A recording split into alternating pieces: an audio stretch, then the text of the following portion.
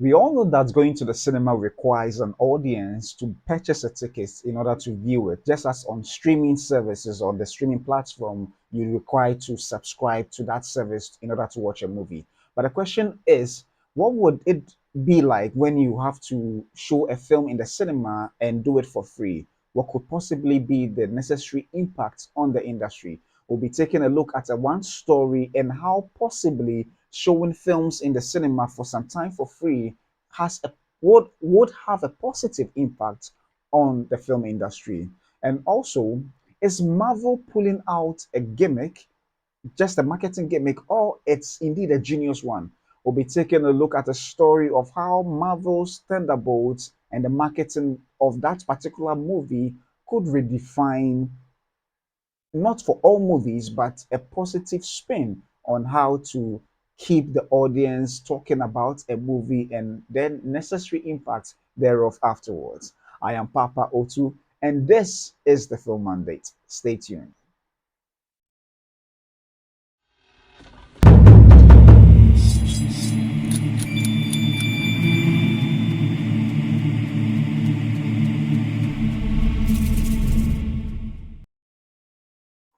Welcome back to another exciting episode of the Film Mandate.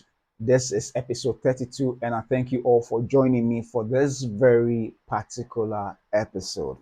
In today's episode, we'll be talking about one cinema in Spain screening films for free for their audiences. And in reading the particular article, whilst researching and reading the particular article, I thought of something quite interesting with regards to free screening and having had the opportunity to be involved in screen films for free and also being able to screen films for a fee that's ticketing.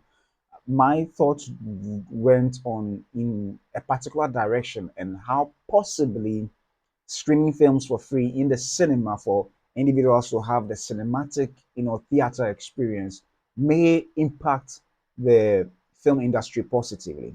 So let's just read quickly the article published in Euro Weekly News A and Views since 1998 about a title that says that free cinema for all in Guadalajara del Segura. I hope I got the name right. So there's a municipality in Spain. And this is written by Nico Patella, published on 5th May 2025. Let's just read it quickly. So during the month of May, movie lovers of all ages can enjoy free cinema thanks to the Guadalajara del Segura Town Hall. The Guadalajara del Segura Town Hall has announced a film program open to the public, with films ranging from family comedy, documentaries, romance, and dramas. The first of these showings will take place on Monday, May 12th at 6 p.m. in the Municipal Public Library.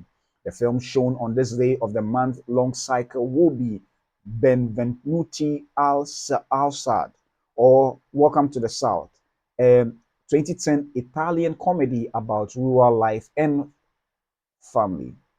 The Monday after that, May 19th, at the same time and place, movie lovers can enjoy The Chef and 2014, a 2014 drama comedy directed by John Favreau of Elf and Zathura fame.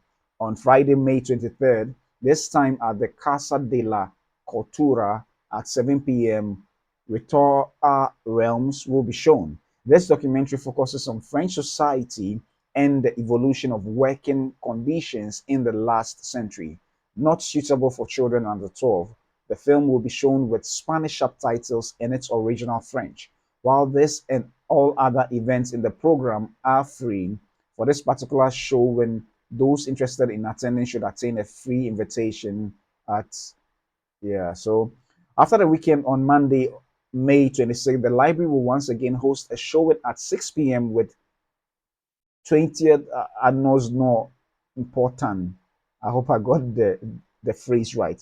A French rom-com about an unconventional pair.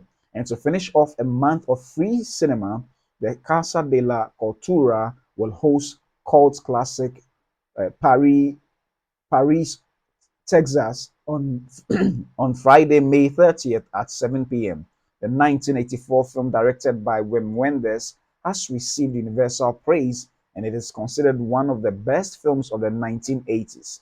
This showing will also feature subtitles and invitations are available in the Agenda Guadama website. The municipal public library can be found at Carre Saint Jean 5. The Casa de la Cultura is located in Cara Colon 60th. Yeah.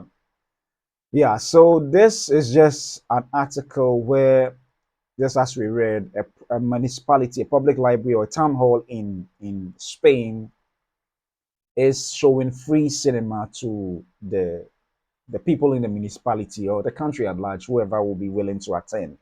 And I thought of it knowing that cinema is quite an expensive venture, with regards to the film industry as a whole, how whether it is it is a negative thing to do it to screen movies for free. And yes, it may cost a little dent in the pockets of the cinema houses, perhaps showing it for free. But I decided to talk about this in particular with regards to the Black Star experience that was launched quite a while ago. And considering the fact that the government or the secretariat of Black Star experience is considering a year-long celebration of the experience, with cinema or film being one of the main tenets of the particular experience, there is the need to possibly consider doing free screenings. I know in the country some centers are already doing that. I will name them with time. But I realized something that in screening films for people for free, there is no blockade as to whether they can't make it or not. Maybe the distance may cause some not willing to travel that far to go to those cinema centers to watch for free. But then I realized something, that for those who have not been initiated into the cinema going culture, it may entice them when they realize that going to the cinema is not just spending of money to or buying a ticket at a fee, but it's more so the communal experience, or what will be termed as the shared experience.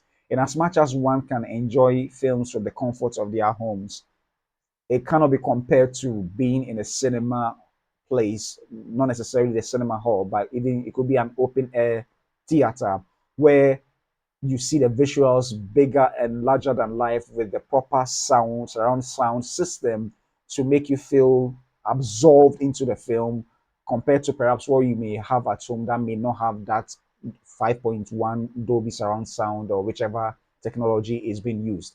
So I think that in organizing free cinema for people to go and watch the films in these venues, specially fitted for such a purpose, one is likely to now develop a taste for such an experience, because it is not just watching the film and knowing that you've watched it, but that shared experience of having someone react to an action just as you would, and understand that, oh, you share similar taste and you share similar experiences after having watched the movie, is very unique. I remember when I was a kid, when I was young, and we would watch a Chinese film, and after we are done, maybe a ninja film, we come out and we want to reenact what's happened in the film.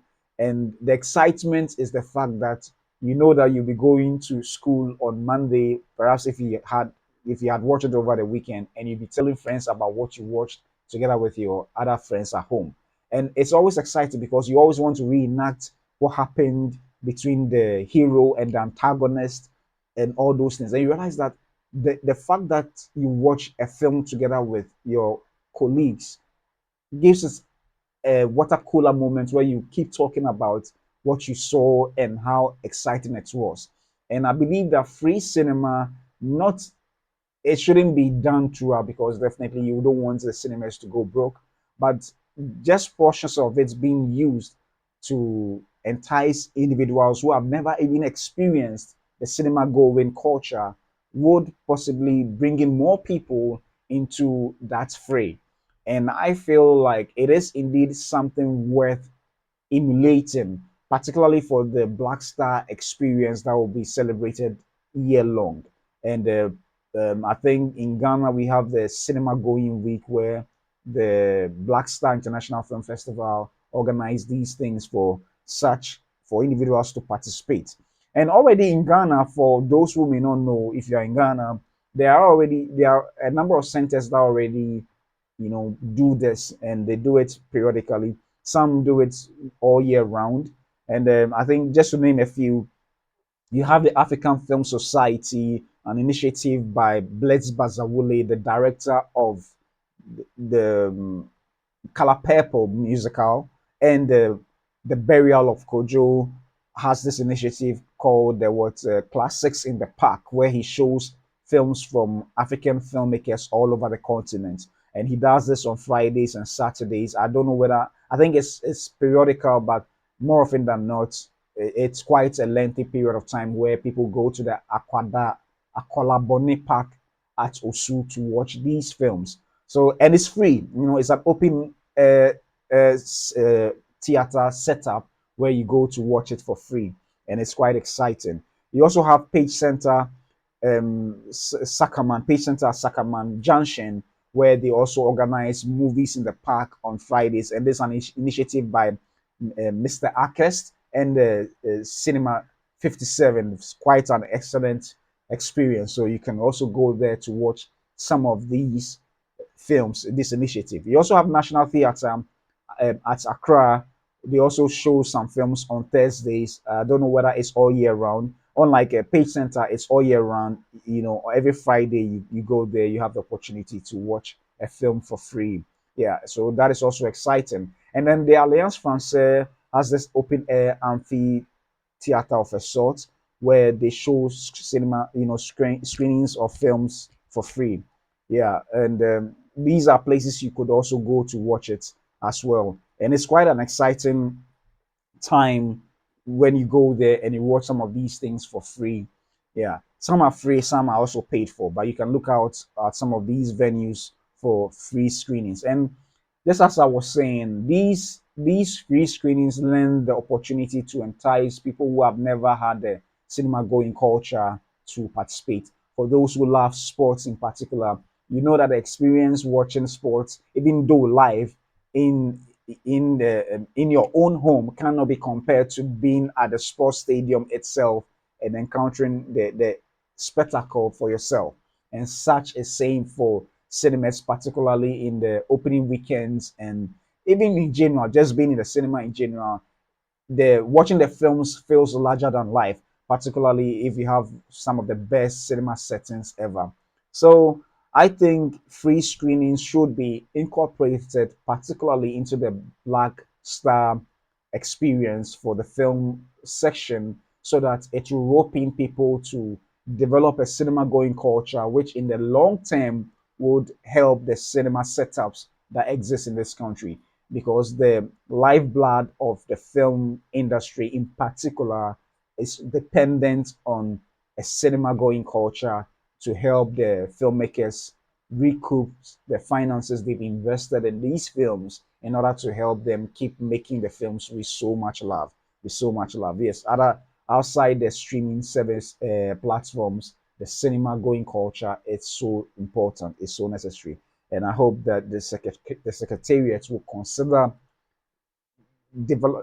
encouraging people to have their cinema going centers. Even in the past, just to wrap up, in the past there used to be this community vans that goes all over some communities to show propaganda films. Back then they were sort of training them to even watch these things. How much more today, where we make films for ourselves by ourselves, and also invite other films from other cultures to watch as well.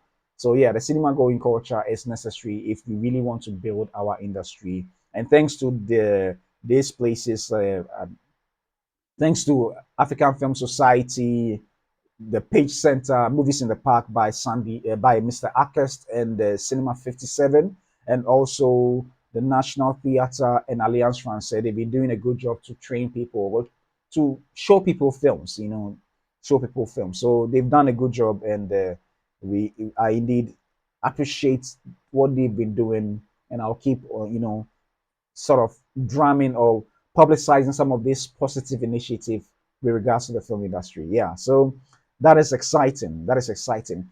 So moving on to my next story, I'm wondering, is Marvel just pulling a gimmick, a marketing gimmick, or it's a genius one? Well, this is not spoilers, so please keep that in mind. It's been published in the main trade of Variety, so I believe that it is not a spoiler at all. So perhaps if you're not comfortable knowing anything about it, I'll please uh, advise that you stay off this, and then maybe when you have watched the film yourself, you can come back and view this very section. So yeah, I haven't watched it myself, but I thought it was quite an interesting article they've published. So published in the Variety, Marvel changes Thunderbolts asterisk posters to replace movie with title with the new Avengers. But it's a spoiler for the movie's big reveal. So please, you are warned. So this was published May 5th and written by Zach Schaff. I'll read briefly. So this article contains major spoilers for Thunderbolts now playing in theaters.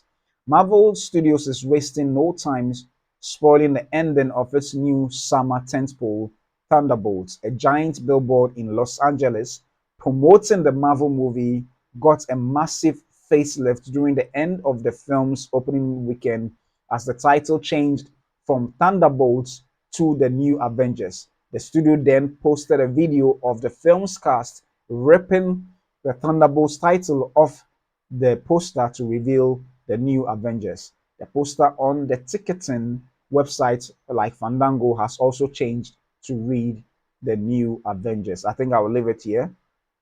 Yeah.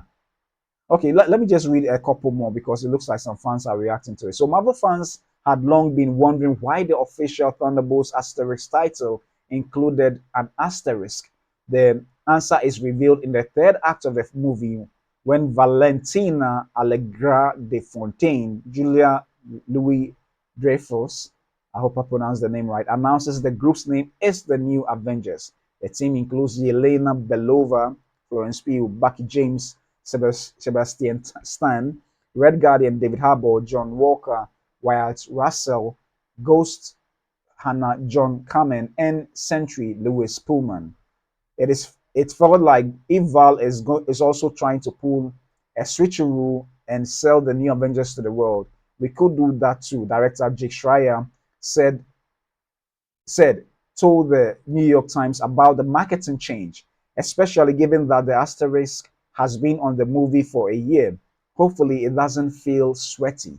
It feels like this was a plan and we built up to it. It's very fun. Marvel was open to embracing that. Schreier added, it's so interesting in this world, and Kevin Feige talks about it sometimes, where sometimes they wanted things to leak and they don't. Sarah said, I think we all assumed that it would be a bigger part of the conversation already. So it will be interesting to see it happen. So let me just skip the rest and go to a couple of Instagram posts where these new billboards can be seen in town, but pardon me, can be seen in town in the United States. So the billboard for Thunderbolts, that is Marvel Updates account says the billboard for Thunderbolts has officially been changed to the New Avengers. Okay. Yeah, so the New Avengers news says that the New Avengers serial box display at the Universal City Walk AMC. Yeah, so they've literally changed all the posters from the Thunderbolts to the new Avengers. And I'm asking myself, is this just a marketing gimmick or this is genius? Is this a marketing gimmick or this is genius? And I'm beginning to think that even though the film has been shot already, this is actually part of the storytelling.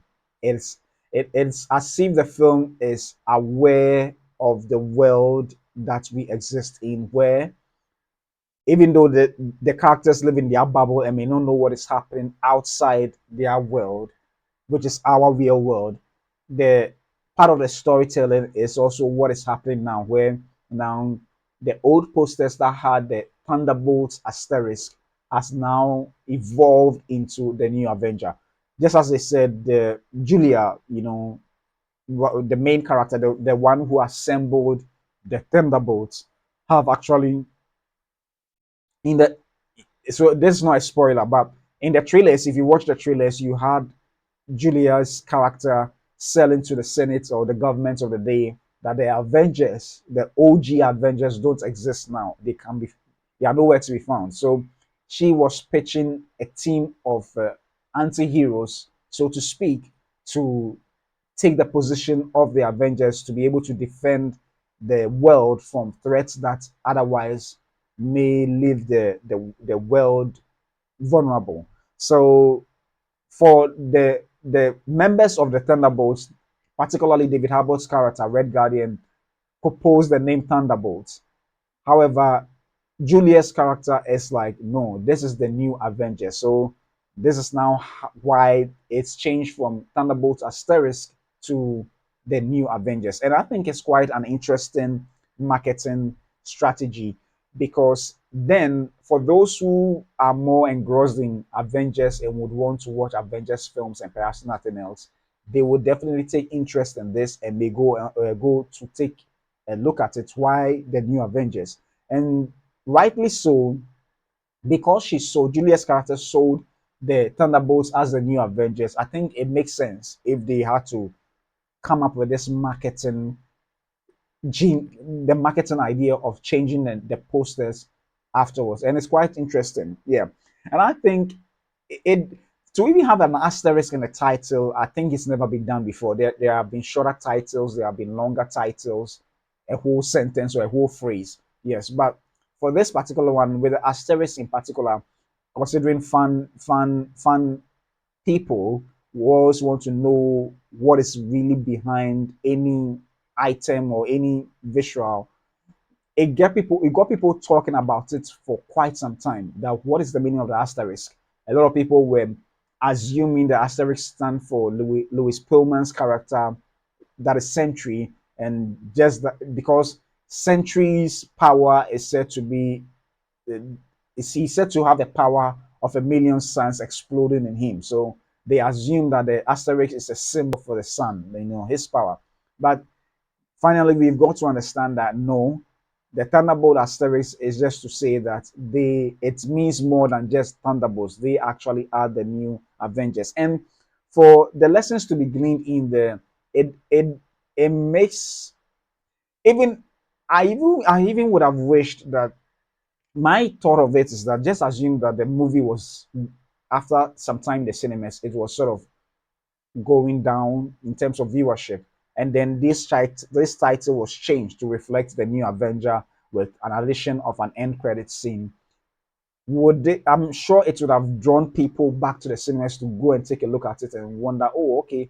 And particularly if the end credit scene is tied in properly to the entire movie and it gives you a whole new limelight to why this is the case. So I think it's a marketing genius rather than just a gimmick, but a marketing genius where in the story itself, yes, they are being sold as the new Avengers. And just as in the story, perhaps from the first two acts, we knew them as Thunderbolts, and finally in the final act, they were revealed to be the new Avengers. So were we, for lack of a better word, played to also believe that they were the Thunderbolts. So finally, when the reveal was done, it was also revealed in the real world by tearing down the old posters that had the Thunderbolts asterisks into the new Avengers. So it was such a marketing gimmick, particularly if you've watched the Thunderbolts already and you're like, what's this new movie about? Okay, let me go into the cinema and watch it. And then you go and watch it again and go like, oh, okay,